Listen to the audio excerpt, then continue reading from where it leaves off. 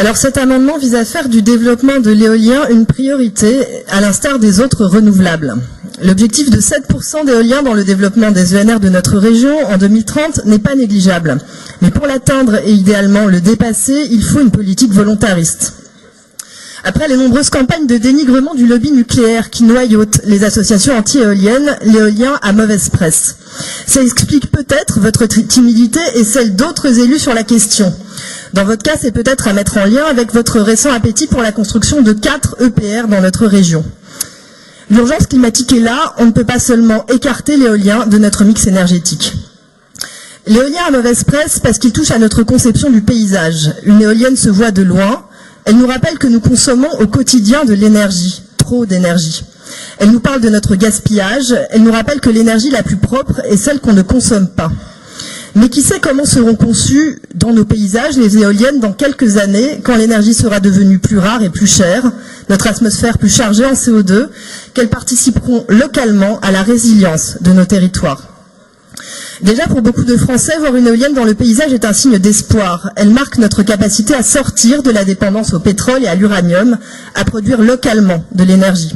73% des Français ont une bonne opinion de l'énergie éolienne. 84% chez les 18-34 ans. Et loin des préjugés, le taux est un peu meilleur dans une zone de 5 km autour des éoliennes.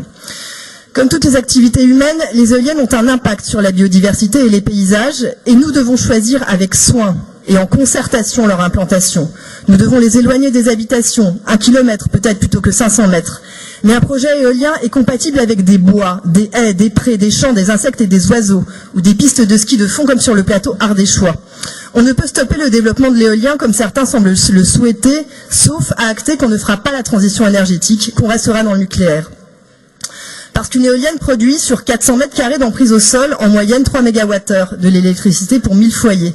Pour la même puissance installée, il faut 6 hectares de panneaux solaires ou brûler environ 1 tonne de bois par heure, soit 22 mètres carrés de forêt. Une éolienne produit en 1 mois l'énergie nécessaire pour sa construction contre 1 an et demi pour le solaire. Les éoliennes se recyclent, elles peuvent être gérées localement par des collectivités et des citoyens qui les auront choisies.